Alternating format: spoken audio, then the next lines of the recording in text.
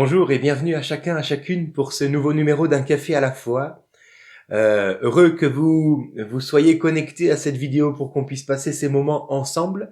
Alors voilà, que Dieu vous bénisse, je vous souhaite encore le meilleur pour aujourd'hui et que votre soif pour la parole de Dieu ne cesse d'augmenter. Alors, nous lisons aujourd'hui la suite du récit, donc nous sommes dans le livre de la Genèse au chapitre 13 et nous allons lire des versets 9 à 15. Nous lisons ceci, Lot, plutôt le verset 9 déjà, oui. « Tout le pays n'est-il pas devant toi ? Dit donc Abraham à son neveu Lot. Sépare-toi donc de moi. Si tu vas à gauche, j'irai à droite. Si tu vas à droite, j'irai à gauche. » Verset 10e, Lot leva les yeux et vit toute la plaine du Jourdain, qui était entièrement arrosée, avant que l'Éternel ait détruit Sodome et Gomorrhe. C'était jusqu'à Tsoar, comme un jardin de l'Éternel, comme le pays d'Égypte, qu'il venait juste de quitter, rappelez-vous. Lot choisit pour lui toute la plaine du Jourdain et s'avança vers l'Orient. C'est ainsi qu'ils se séparèrent l'un de l'autre. Abram habita dans le pays de Canaan et Lot habita dans les villes de la plaine et dressa ses tentes jusqu'à Sodome. Les gens de Sodome étaient méchants et de grands pécheurs contre l'Éternel. L'Éternel dit à Abram, après que Lot se fut séparé de lui, « Lève les yeux et, du lieu où tu es, regarde vers le nord et le midi, vers l'Orient et l'Occident, car tout le pays que tu vois, je te le donnerai à toi et à ta postérité pour toujours. Amen. » Amen.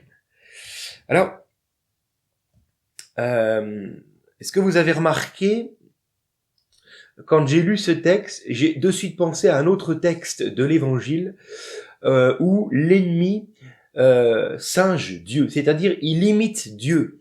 Et tout comme il a pu dire à Abraham, regarde devant toi et tout ce que tu vois, je le donnerai à toi et à ta postérité pour toujours, le diable a voulu faire de même avec Jésus. Nous allons lire ce texte ensemble dans l'évangile de Matthieu, au chapitre 4 et les versets 8 et 9.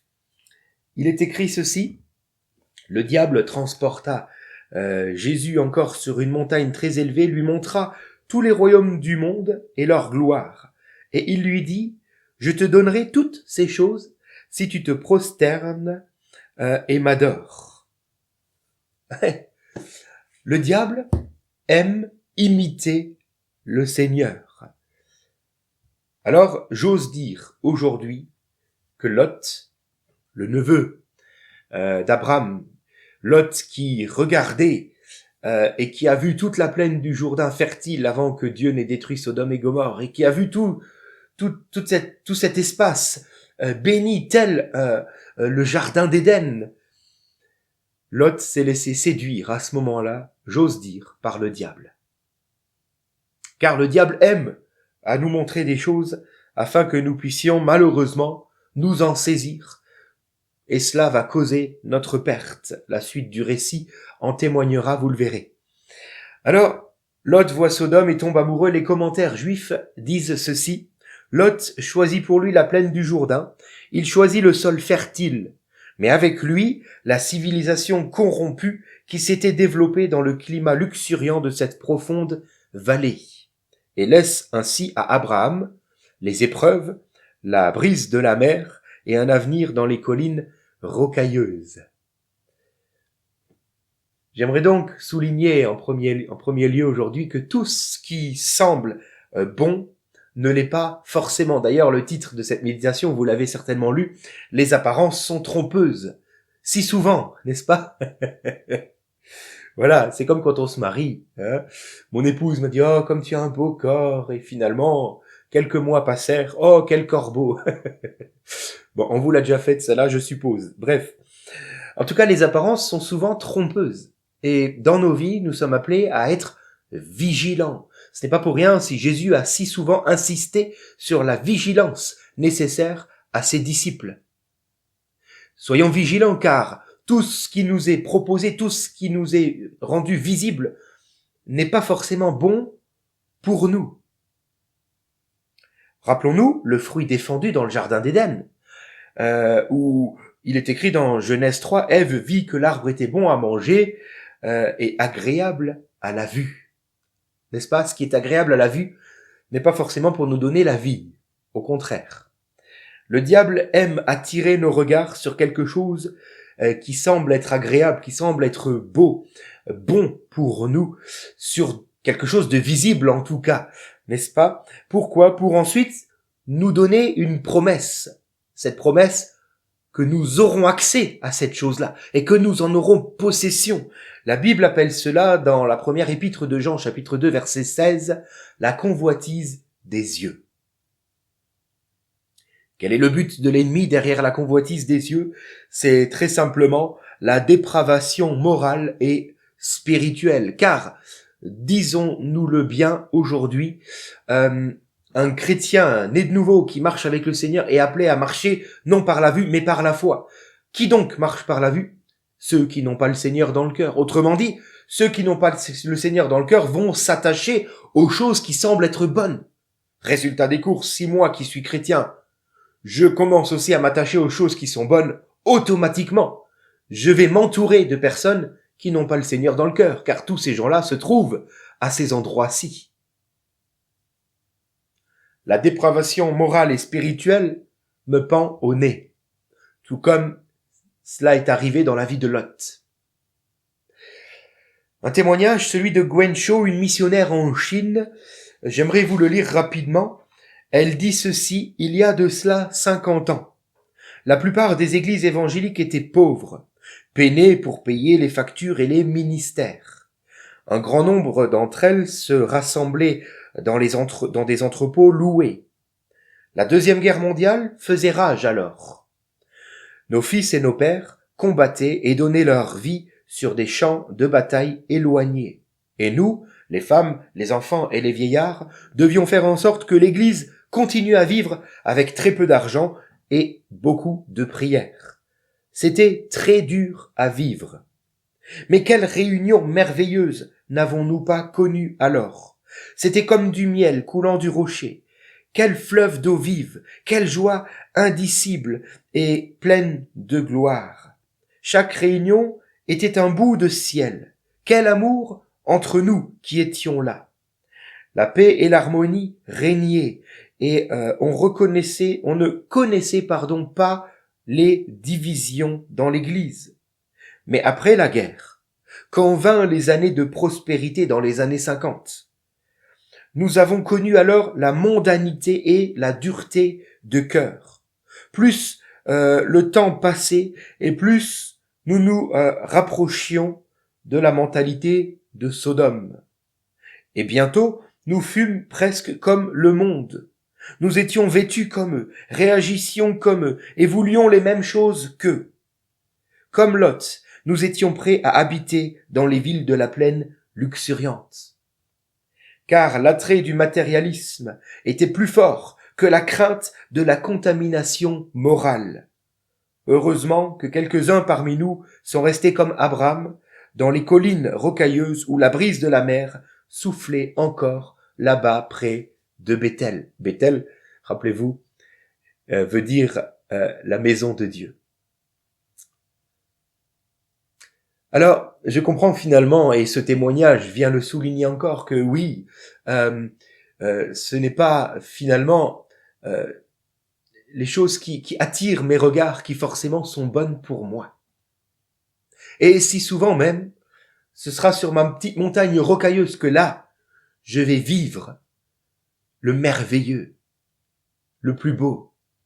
Alors, je ne suis pas du tout en train de vous dire qu'il faut absolument se dépouiller de tout, se lyncher, se faire mal, etc., se rendre pauvre, plus pauvre que les pauvres, pour pouvoir vivre de belles choses avec le Seigneur. Je ne parle pas de cela, non, mais je parle plutôt d'un état de cœur, d'un état d'âme. Hein? Le problème n'est pas la prospérité, l'argent, le matériel, mais le problème c'est dans quelle direction se tourne mon cœur. Malheureusement, et si souvent nous pouvons constater que lorsque la prospérité, lorsque l'argent est là, le problème c'est que nos cœurs s'y attachent. Voilà pourquoi d'ailleurs Jésus dira dans d'autres circonstances, mais qu'il est dur pour des riches d'entrer dans le royaume des cieux. Pourquoi? Pas à cause de leur richesse, mais à cause de leur cœur qui s'attache à ces richesses et qui de fait ne s'attache plus au Seigneur et ne peut plus avancer en faisant des pas de foi, car attaché au visible. Alors, Abraham est un homme qui, lui, reçoit de Dieu. Nous l'avons lu dans Genèse, que Dieu lui dira, maintenant, lève tes yeux de l'endroit où tu es, regarde, tout ce que tu vois, je te le donnerai. Alors, deux endroits où se trouvait Abraham, pardon. Il se trouvait premièrement à un endroit géographique. Abraham se trouve sur les montagnes rocailleuses de Béthel. D'un côté, il peut voir jusqu'à la mer Méditerranée. D'un autre côté, il peut voir jusqu'au Jourdain. Imaginez tout l'espace qui est là devant lui. Et Dieu lui dit, tout ce que tu vois, je te le donnerai.